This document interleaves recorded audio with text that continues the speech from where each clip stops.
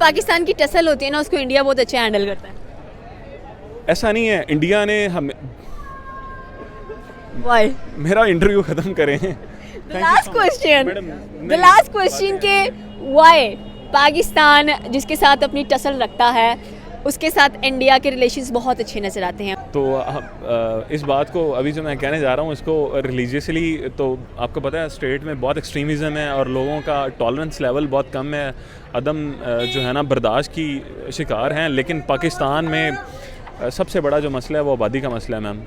हाँ, अब बड़ी कंट्रोवर्शियल सी बात है, इंतहाई माजरत के साथ सामीन, लेकिन पाकिस्तान का सबसे बड़ा मसला आबादी का है। स्टेट वाइज हम बिल्कुल इतने से हैं, दुनिया की आप पूरी दुनिया को पढ़ें आप तो हमारी आबादी बहुत ज़्यादा है। तो अब देखें ना, इंडोनेशिया भी एक मुस्लिम स्टेट है, लेकिन उन्होंने इज्तिहाद से अपने मुस्लिम जितने स्कॉलर्स थे रिलीजियस, उनको उन्होंने बेसिकली मनाया, कन्विंस किया, और उन्होंने ये पूरी अब स्टेट ने ये पॉलिसी की कि हम कंट्रोल करेंगे पॉपुलेशन। फिर मैम गवर्नेंस का इशू है, सबसे बड़ा इशू हमारा गवर्नेंस का है। इंडिया ने स्टार्ट से नॉन अलाइंड मूवमेंट का हिस्सा रहा है और उसने अपनी फॉरेन पॉलिसी इंडिपेंडेंट रखी है। किसी को उसने यूएस और यूएसएसआर के दरमियान बैलेंस रखा है, रशिया और यूएस के दरमियान। तो वो बेसिकली उसने अपनी इकॉनमी उठाई ना। 90s तक तो हमारी जो इकॉनमी थी वो इंडिया के साथ इक्विवेलेंटली जारी थी। तो उसके बाद अच्छा, उस टाइम हमारी इकॉनमी कोई ग्रोथ नहीं थी, बेसिकली वो फ्यूल्ड थी, इंजेक्टेड थी, बाहर से एड आती थी $5-6 बिलियन की, तो इकॉनमी चल रही थी। तो मैम अब वो अमीर मुल्क है in terms of economy, in terms of man power, in terms of military power. अब उन्होंने ISR टूल्स में $120 बिलियन इन्वेस्ट किए हैं, और जो अमेरिका की सबसे बड़ी आर्म्स मैन्युफैक्चरिंग कंपनी है, उसने अपना प्लांट जो है वो इंडिया में ले आया है। इंडिया एंड बांग्लादेश के दरमियान अगर टसल्स की बात करें तो टसल्स दिन ब दिन बढ़ती हुई दिखाई दे रही हैं। कभी कह लें कि इलेक्ट्रिसिटी की सप्लाई टोटली रोक दी जाती है, फिर कह लें कि अडानी ने जितना उनको लोन दिया था उसकी वापसी की बातें हो रही हैं। फिर अगर देखा जाए स्पेयर पार्ट्स की कह लें कि जो वहाँ पर इम्पोर्ट होती थी उसको बैन कर दिया गया है। फिर स्पेशली अगर देखा जाए तो राइस की एक्सपोर्ट्स को भी बैन कर दिया गया है बांग्लादेश के अंदर। सिर्फ बांग्लादेश का फ्यूचर क्या नज़र आ रहा है कि अपने हमसाये मुल्क के साथ एक अच्छा ताल्लुक नहीं कायम कर पा रहे वो, एंड वहाँ की जो माइनॉरिटीज़ हैं, स्पेशली अगर हिंदूज़ की बात की जाए तो उनको बिल्कुल भी तहफ़्फ़ुज़ फराहम नहीं कर पा रहे हैं। तो इस लिहाज से बांग्लादेश बिल्कुल बैकवर्ड जा रहा है, जबकि इंडिया उसको अच्छा सपोर्ट करता हुआ दिखाई दे रहा था। अच्छा, गुजारिश ये है, नाराज़ ना होइएगा, मेरा थोड़ा सा इस पे पॉइंट ऑफ व्यू डिफरेंट है, और मैं अपना जो मतलब पॉइंट ऑफ व्यू है उसको आर्गूमेंट्स के साथ और एविडेंस के साथ बताऊंगा। बांग्लादेश हमारे साउथ एशिया का मोस्ट ग्रोइंग स्टेट है in terms of GDP, in terms of growing textile industry, in every sector.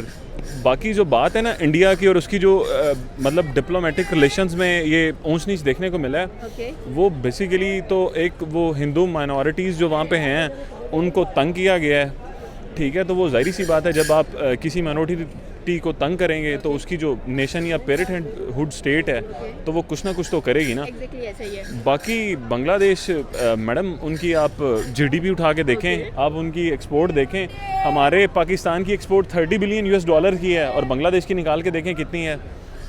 हम इंपोर्ट बेस्ड इकॉनमी है, वो एक्सपोर्ट बेस्ड इकॉनमी है। जूट की एक्सपोर्ट दुनिया में वो करता है, टेक्सटाइल उसकी, हमारी पाकिस्तान से यहाँ से इंडस्ट्री उठ के बांग्लादेश चली गई है। नहीं, बिल्कुल आपकी बात सही है कि बांग्लादेश डेफिनेटली इकोनॉमी वाइज अगर देखा जाए उसके तो टके की वैल्यू भी बहुत ज़्यादा आपको नज़र आती है। But the thing is that कि जैसे पाकिस्तान है, अगर पाकिस्तान में फॉर एग्जांपल अगर पाकिस्तानी मुस्लिम्स के साथ दूसरी कंट्रीज़ में कुछ होता है तो पाकिस्तान इतना क्विक एक्शन नहीं लेता। अगर इंडिया की बात की तो फ़ौरन से वो क्विक एक्शन लेता है। फॉर एग्जाम्पल आपने कतर का केस सुना होगा, वहाँ पर भी डेफिनेटली बहुत जल्दी इंडिया ने कह लें कि अपना एक नया रूप दिखाया, एंड बांग्लादेश के खिलाफ बिल्कुल ऐसा ही हो रहा है। रिसेंटली अगर देखा जाए तो फॉरेन उनके जो सेक्रेटरी थे इंडिया के वो भी मिलने के लिए गए, लेकिन बात नहीं बन पा रही है। तो ये साउथ ईस्ट एशियन कंट्रीज़ में चल क्या रहा है इस चीज़ को लेकर? मैम गुजारिश ये है, अल्फाज थोड़े मुनासिब नहीं हैं, लेकिन चौधरी होता है और कमी होता है। स्टार्ट से सिंस इंसेप्शन इन 1947 पाकिस्तान की फॉरेन पॉलिसी आप देख लें या पाकिस्तान का टिल्ट देख लें तो हम तो पिट्ठू बन के रहे हैं ना। जिस तरह उज़ैर यूनुस ने कोट किया है टर्म, पाकिस्तान एक रेंटियर स्टेट है, या फरीद ज़करिया हैं, या जितने भी अच्छे हमारे राइटर्स हैं, तो इंडिया ने स्टार्ट से नॉन अलाइंड मूवमेंट का हिस्सा रहा है और उसने अपनी फॉरेन पॉलिसी इंडिपेंडेंट रखी है।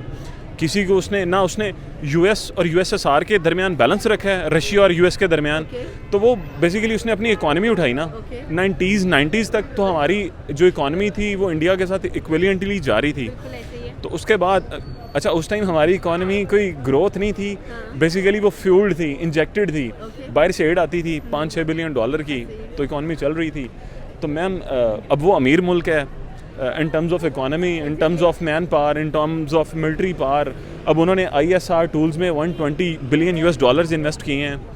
और जो अमेरिका की सबसे बड़ी आर्म्स मैन्युफैक्चरिंग कंपनी है, उसने अपना प्लांट जो है वो इंडिया में ले आया है। तो इंडिया तो मैम अब पूरी दुनिया में अपनी एज अ ग्लोबल हिजीमोन राइज हो रहा है, साउथ एशिया में तो उसका हिजीमोन है। तो अब वो तो अपने लोगों को प्रोटेक्ट पाकिस्तान की तो मैम वर्थ ही कोई नहीं है यहाँ पे रहने वालों की, यहाँ पे वज़ीर-ए-आज़म की नहीं है, यहाँ पे चीफ मिनिस्टर की नहीं है। और ये मेरी रिक्वेस्ट करता हूँ कि ये शायद कट कर दीजिएगा। यहाँ पे तो आपको पता है कुछ भी नहीं है मैम। हमारी ना मैम लाइफ सिक्योर है, ना प्रॉपर्टी सिक्योर है, ना लिबर्टी है। मैम आप हैं या कोई भी है, आप अल्लाह ना करे हम में से कोई भी सड़क पे आ जाए, किसी के साथ कोई भी ट्रेजेडी मिसहैप हो जाए, तो हमें तब जाके पता चलता है कि यहाँ पे तो स्टेट एग्जिस्ट ही नहीं करती, यहाँ पे तो कोई इदारा है ही नहीं आपको प्रोटेक्ट करने के लिए। आप वर्ल्ड जस्टिस रिपोर्ट उठा के देखें, आप जेंडर गैप रिपोर्ट उठा के देखें, आप कोई भी किसी भी मतलब इंडिकेटर्स पे चले जाएँ, आप उठा के देखें हम कहाँ पे फॉल कर रहे हैं, बहुत पीछे हैं। फिर गलती मतलब ये किस चीज़ की आती है? आपने कहा है कि हम तो बिल्कुल भी एक एम्पावर्ड कंट्री नज़र नहीं आते हैं। एंड अगर हम लोग देखें तो जो भी गुर्बत हमें यहाँ पर नज़र आ रही है, वैसे कहते हैं कि पाकिस्तान में गुर्बत बिल्कुल नहीं है, लोग बहुत अच्छी ज़िंदगी गुजार रहे हैं यहाँ पर एंड लोग खुश नज़र आते हैं पाकिस्तान के अंदर स्पेशली। एंड इंडियन की आपने बात की तो डेफिनेटली जैसे हमने बात की कि वो अपने लोगों को बचाते भी हैं और उनको दूसरे मुल्कों में काफ़ी रिस्पेक्ट भी दिया जाता है। लेकिन सेकेंडली अगर पाकिस्तान को देखा जाए, लोग पसंद भी नहीं करते, डिपोर्ट करने में नंबर 1 पर पाकिस्तान आता है। अच्छा मैम, आपने 3-4 इकट्ठे सवाल पूछे हैं तो मैं वन बाई वन उनको एड्रेस करता हूँ। जहाँ तक बात है ना, पहला आपका क्वेश्चन है कि पाकिस्तान में लोग डिप्रेस हैं या यहाँ पे ऐसी चीज़ें क्यों नहीं हैं। तो इस बात को अभी जो मैं कहने जा रहा हूँ इसको रिलीजियसली, तो आपको पता है स्टेट में बहुत एक्सट्रीमिज़म है और लोगों का टॉलरेंस लेवल बहुत कम है, अदम जो है ना बर्दाश्त की शिकार हैं। लेकिन पाकिस्तान में सबसे बड़ा जो मसला है वो आबादी का मसला है मैम। हाँ, अब बड़ी कंट्रोवर्शियल सी बात है, इंतहाई मादरत के साथ सामीन, लेकिन पाकिस्तान का सबसे बड़ा मसला आबादी का है। स्टेट वाइज हम बिल्कुल इतने से हैं, दुनिया की आप पूरी दुनिया को पढ़ें आप तो हमारी आबादी बहुत ज़्यादा है। तो अब देखें ना, इंडोनेशिया भी एक मुस्लिम स्टेट है, लेकिन उन्होंने इज्तिहाद से अपने मुस्लिम जितने स्कॉलर्स थे रिलीजियस, उनको उन्होंने बेसिकली मनाया, कन्विंस किया और उन्होंने ये पूरी अब स्टेट ने ये पॉलिसी की कि हम कंट्रोल करेंगे पॉपुलेशन। फिर मैम गवर्नेंस का इशू है, सबसे बड़ा इशू हमारा गवर्नेंस का है। गवर्नेंस ही सारे सेक्टर्स चलते हैं, accountability, transparency, rule of law, judiciary, हर चीज़। तो कुछ भी नहीं है यहाँ पे, जिस मर्जी इदारे को आप उठा के देख लें, आपको पता ही है, सबको पता है, बताने की ज़रूरत ही नहीं है। तो पाकिस्तान के ये मसले हैं, ये मसले ठीक बेसिकली हमारी वर्थ होगी ना तो हमारे मुल्क की वर्थ होगी और इंशाल्लाह हम बनाएंगे। आप इस टाइम हम ये जिस मार्केट में खड़े हैं यहीं पे देख लें, हमारी सिविक सेंस देख लें कहाँ पे है।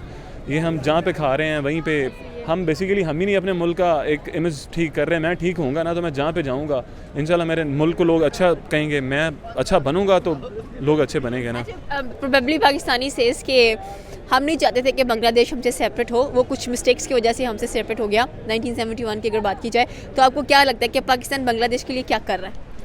मैडम, बांग्लादेश की बात आए तो मेरी आंखें भी शायद नम हो जाती हैं, इतनी तकलीफ़ होती है। वो हमारे जिगर का टुकड़ा था, हम एक पेरेंट मतलब इकट्ठे हम एक स्टेट थे। तो हमने बात बड़ी सख्त है, मेरे साथ कुछ हो ना जाए, हमको बेसिकली हमने उनके साथ बहुत ज़्यादतियाँ की हैं। बांग्लादेश ऐसे हमसे जुदा नहीं हुआ, ये कोई ग्रेजुअल प्रोसेस था, ओवरनाइट प्रोसेस नहीं था, रातों रात मुल्क नहीं टूटते होते। और ये 1947 से ऑनवर्ड डेली चलते रहे, पूरी दुनिया को पता है। अच्छा, जिसके साथ पाकिस्तान की टसल होती है ना, उसको इंडिया बहुत अच्छा हैंडल करता है। ऐसा नहीं है, इंडिया ने हमें Why? मेरा इंटरव्यू ख़त्म करें। The last question के why पाकिस्तान जिसके साथ अपनी टसल रखता है उसके साथ इंडिया के रिलेशंस बहुत अच्छे नज़र आते हैं।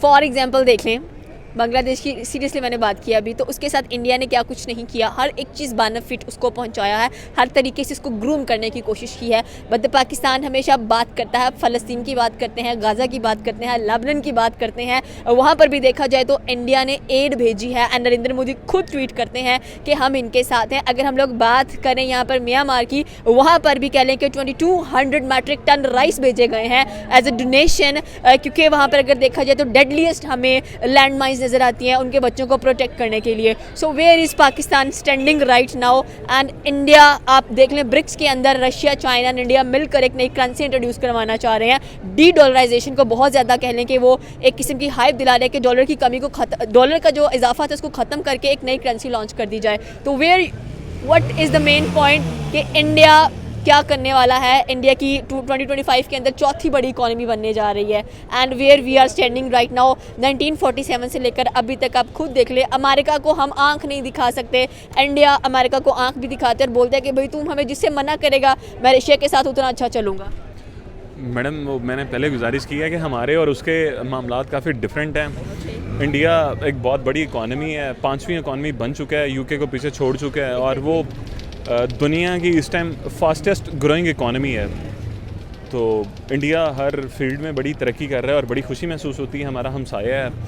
तो जिस तरह केवन ब्लोर एक रीजनल एक्सपर्ट हैं ब्रिटिश, तो वो भी यही कहते हैं ना अब कि जब रीजन में स्टेबिलिटी आएगी तो इंशाल्लाह इंडिया आगे जाएगा, तो हमारे लिए अपॉर्चुनिटीज़ होंगी।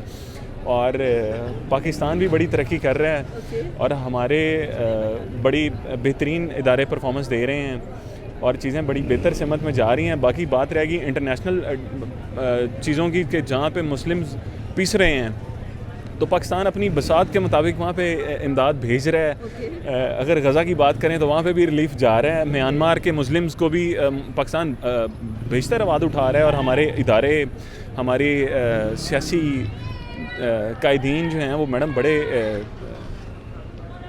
एक्टिव हैं और इंशाल्लाह ताला चीज़ें बेहतर सिमत में जा रही हैं। ये थी पाकिस्तानी अवाम की राय कि डेफिनेटली सी बात है, इंडिया हर जगह पर दूसरे ममालिकों को सपोर्ट करने के लिए रेडी रहता है एंड डेफिनेटली अगर कोई उससे उलझेगा या उसके रूल्स एंड रेगुलेशंस के मुताबिक नहीं चलेगा तो वो बाइकआउट होता हुआ दिखाई देगा। आपकी क्या राय है नीचे के कमेंट सेक्शन में बता सकते हैं। हमारे चैनल को सब्सक्राइब करना बिल्कुल मत भूलिएगा। तो मिलते हैं अगली वीडियो में। अल्लाह हाफिज़।